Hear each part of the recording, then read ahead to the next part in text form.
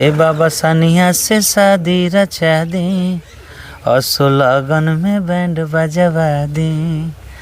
अरे हर साल कांवर लेके आई हम दुआरा, अब भंगिया में पीस के खियाएम तो के छोहारा। केस दुबे आप देख रहे हैं लोक 24/7 में आपका हार्दिक स्वागत है। मेरे साथ जुड़ गए हैं बिहार के चर्चित भोजपुरी सिंगर जो गाते हैं, देखने वाले एकदम टकाटकी लगा के देखते रहते हैं, स्टेज करते हैं, चाहे स्टेज हो या सिंगिंग का दुनिया हो या एक्टिंग का दुनिया हो, हर में तहलका मचाए हुए हैं, हल्फा मचाए हुए हैं। बात कर लेते हैं, ये परिचय का मोहताज नहीं है। और बिहार में, बिहार, झारखंड, उत्तर प्रदेश यानी जितना दूर में भोजपुरी बोला जाता है उतना दूर में इनका नाम गूंजता है। ये देखने के लिए लाखों लोग आते हैं और कोई भी वीडियो डालते हैं तो मिलियन में चला जाता है व्यू। मिलियनरी है, बहुत पुराने गायक है, नाम है इनका अजीत आनंद जी। जी तो हम बात कर लेते हैं अजीत आनंद जी से। और अजीत आनंद जी, आपको लोक 24/7 में आपका हार्दिक स्वागत है। बहुत बहुत धन्यवाद बटे भाई, बहुत अच्छा लगल आप इतना ठंडा में हमने के भेंट भइल जी। और अब रहो हमारा बारे में तनी ज़्यादा बड़ाई कर देनी हमरा लागल हो। ये भी कहनी है कि गावे नहीं तो दिल दहल जाला, तो दिल तो ना दहला नहीं, लेकिन हाँ दिल चुरावे नहीं जरूरी। ये बात एक बार और सही रहा कि दिल चुराते हैं जरूर। अजीत आनंद जी, पहला क्वेश्चन ये रहा कि आपका संगीत का दुनिया में सफर कब से स्टार्ट हुआ और कैसे हुआ? 2005-06 में शुरू हुई बटे। 6 से हमारा गाना होता है, 5 से चालू कैले रहने स्ट्रगल। और गाना गावे से पहले कोनो गायक बने के टारगेट रहे ना जी। और हम पढ़ाई करे खातिर पटना आई रहनी जी, इंजीनियरिंग की तैयारी करे खातिर। ये बहुत बड़ी बात, लोग कहता है कि भोजपुरी गायक पढ़े लिखे नहीं होते हैं, तो ये इंजीनियर के बाद गायकी चालू की है। सोच लीजिए कि कितने टैलेंटेड है अजीत आनंद जी। जी तो इंजीनियरिंग की तैयारी करने आए थे। उसके बाद गाना वाना का माहौल उस समय 2004-05 में मनोज तिवारी भैया लोग और ये कल्पना जी, आपको देवी, ये सारे बहुत नए हिट हुए थे, बहुत बड़ा दौर चल था उस समय गाने का। तो सिचुएशन कुछ इस तरह बना कि मेरे मन में आता था कि कुछ जीवन में नाम करना है जी। तो हमारे एक पारिवारिक कुछ इस तरह की स्थिति बनी जिसमें ये था कि बाबूजी मेरे चाहते थे जी कि मैं सरकारी नौकरी करूँ जी। तो बोलते थे इंजीनियरिंग की तैयारी करता रहा, ठीक हुआ, लेकिन सरकारी तार नौकरी जब हुई तो ओकर बात एगो अलग हो जी। तो मेरे दिमाग में उनको ये लगा होगा कि बेटा मेरा सरकारी नौकरी करे, शादी विवाह करे, मतलब उनको ये बोलते थे। बाबूजी मेरे वैसे बहुत सामाजिक थे और बहुत वहाँ के अच्छा गावत रहनी जी।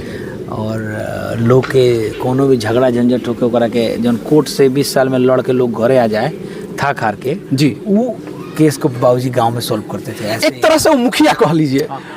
पद मुखिया का नहीं था, लेकिन वो उनको सामाजिक मुखिया, हाँ, सब लोग मानता था, बड़ी मानता था। बहुत अच्छे आदमी थे, मतलब गुड ह्यूमन बीइंग, जो बहुत अच्छे इंसान जिसके बात को हर आदमी कदर करे। तो वहाँ के मन भइल कि हम मैंने सरकारी नौकरी करी।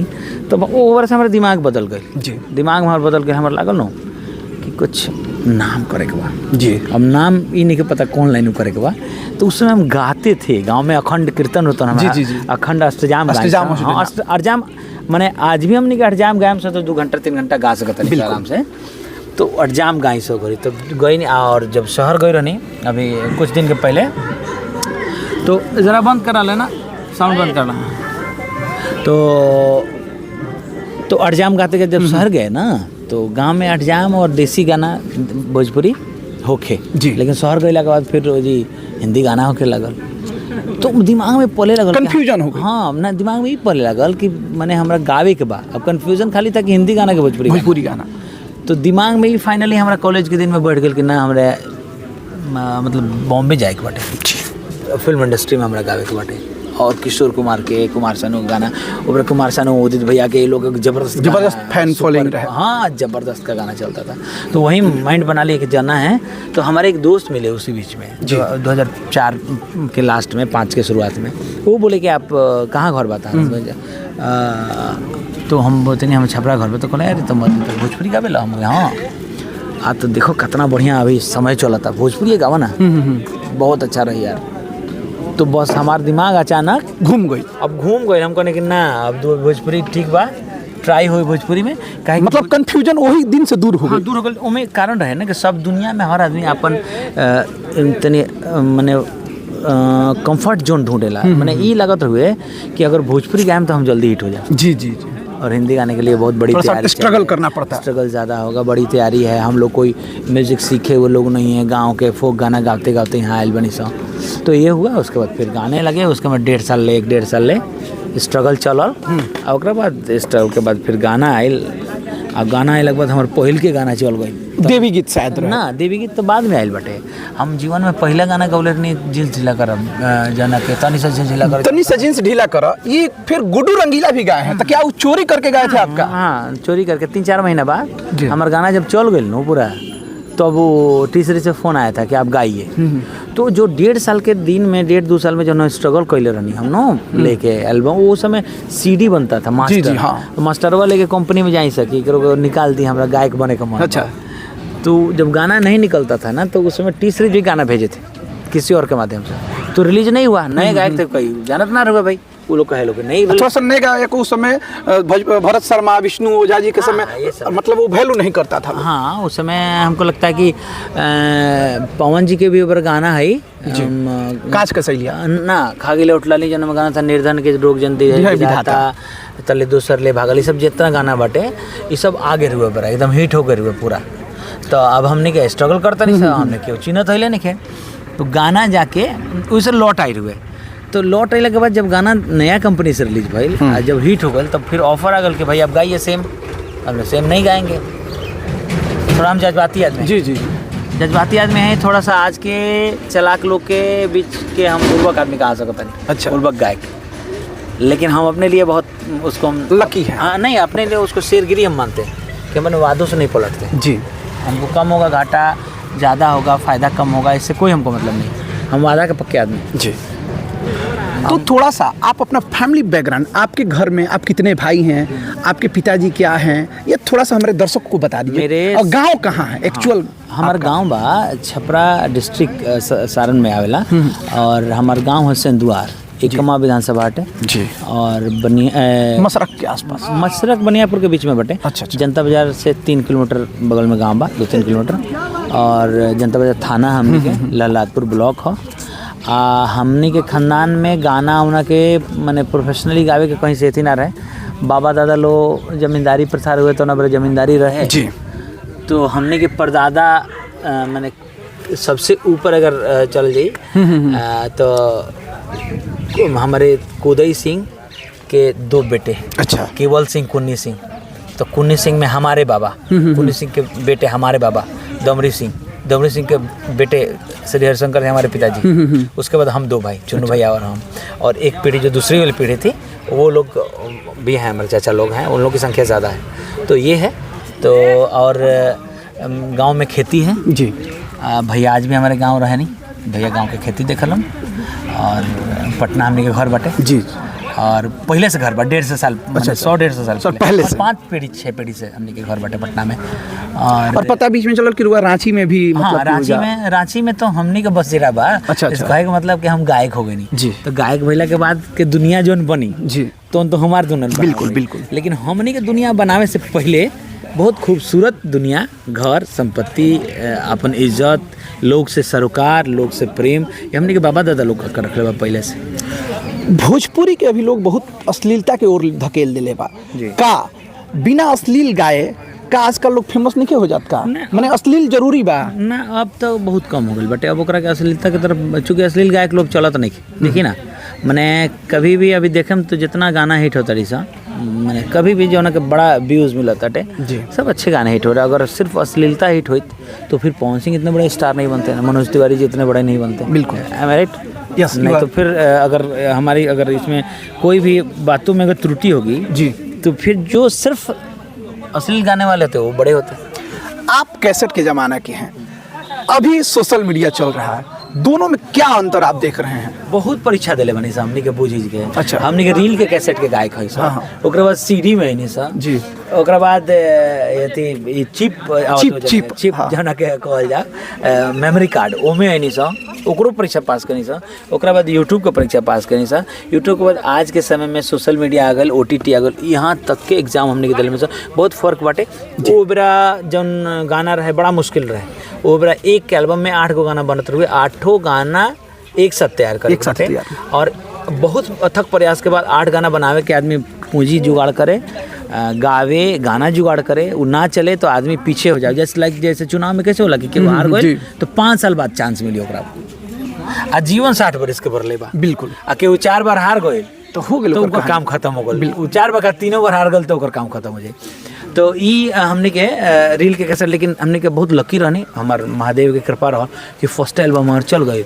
आ ओकरा बाद आज के डेट में हमने के जब परीक्षा दिले बनी सा तो ओकर प्रिपरेशन के लिए से लोग कहेला कि रउआ इतना से गावत नहीं, नैकन गायक के रउआ लोग कम्पीट काहे करते नहीं, नैकन गायक के से कंपटीशन का। हम बोले भाई नैकन गायक में जिसमें प्रतिभा वो करेगा, हम अपने नैकन गायक से हम अपने आप को कम समझते नहीं करते हैं, बिल्कुल नैकन गायक। अच्छा, अभी एगो विवाद मतलब स्टेज पे रुगो गावता नहीं, रुआ साथे भी नया लोग गा रहल बा लोग, लेकिन ये विवाद जौन हो रहल बा ये अपना आपके चेहरा चमकावे खातिर होता कि फिर मतलब कि का रुआ ये सच्चाई बता दी? हो सकता, हमरा लगता, हमरा तब अलग अलग सबने के विचार हो सकता कि चेहरा चमकावे खातिर ये सब होत होके, बट हमने के हमरा ये सब पसंद ना है। अच्छा, एगो हम नाम रखत नहीं, एगो गायक बढ़े जैसे कि गोलू राजा, वो मंच पर केहू के चढ़ेले तो थोड़ा सा इज्जत ना करेले, भले वो सीनियर कलाकार होकस, जूनियर होकस या लेडीज कलाकार होकस, वो केहू के कुछ बोल देवेले, तो एमे का रुआ का उनका बारे में ऐसा बटे केहू के केहू थोड़े ऐसे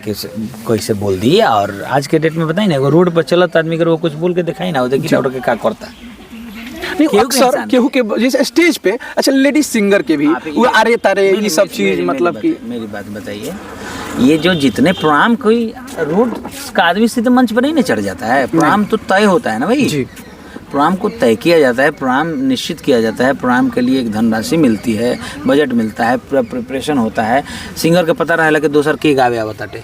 तो ये जो मारा मरिया जो बा झगड़ा बा स्टेजवा के नीचे का नहीं हो जाता, बिल्कुल कैमरा पर क्या बोला, वो सब बेकार बात है, वो सब ऐसा नहीं है। वो क्या, गोलू राज तो छोटे भाई हैं हमारे जी, अब उनके मन की बात है और उनका साथ की अझुरा जाता, वो लोग सब अपने बा, अब वो लोग के मन का वो करा बारे में हम कुछ टिप्पणी ना करें। एक चीज और बता दी, चूंकि वो भोजपुरी के गायक बनी तो एगो जोन ई संगीत जौन बाटे, हमने के भोजपुरी भाषा बहुत प्यारा भाषा है, लेकिन एकरा के लोग मतलब उल्टा सीधा करके बदनाम करते रहे। लेकिन जिन रामायण के गायक बा लोग, मोटका गायक बा लोग, ये आपस में माई बहन कर लेता लोग, मतलब एकरा का कहब हम एहू में हम कुछ टिप्पणी करें, हम का हम लोग ना एगो दोनों भाइये बा लोग। जैसे आप ही ने कहा अभी कि फलाने फलाने से लड़ाई हो गई, तो फलाने से लड़ाई हो गई, तो उसमें कहाँ लड़ाई की बात नहीं है भैया, आपस में दो भाई हैं। हाँ। नाम हम थोड़ा सा मिस कर रहे हैं, प्रदुमन परदेसी और एक का क्या नाम है, रोशन राज। हाँ। ये लोग आपस में एक अब दूसरे को बहन की गाली गलौज कर लेता है लोग, ये क्या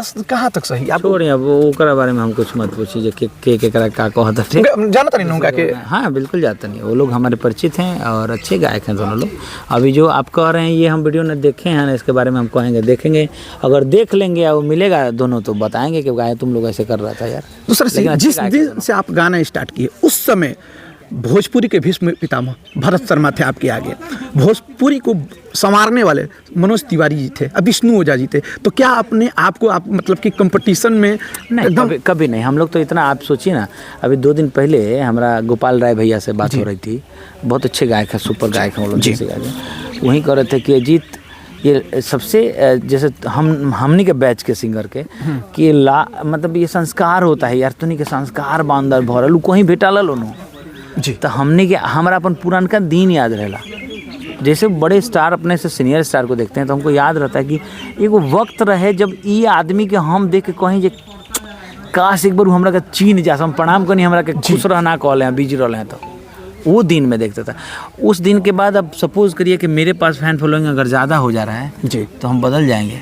नहीं, ये संस्कार का ये है, अब मेरे नस में जो खून दौड़ रहा है ना, इसका हम पलटने वाले इंसान नहीं है। ये कौन गाना था भैया जो अजीत आनंद को अजीत आनंद बना दिया था? थोड़ा सा बता दीजिए। बहुत स्ट्रगल कैले बनी से तनी ना, पहला गाना जो अजीत आनंद को अजीत आनंद एक मतलब प्लेटफॉर्म दिया आपको। सबसे फर्स्ट एल्बम जो बम्पर हमारे हिट बन जी, तो हम दूधू को कांवर ले जेबे करब, थोड़ा सा करके और हाँ। बाबा सानिया से शादी रचा दिया, सब लोगन में बैंड बजवा दी, थोड़ा सा कर मुखड़ा खाली रुआ गा के सुना। कौन सा वो? हाँ, दोनों के जोन जोन हिट रहे, बाबा वो भी सानिया से शादी करा दी है पहला एल्बम के। हाँ, ए बाबा सानिया से शादी रचा दी, असो लगन में बैंड बजवा दी।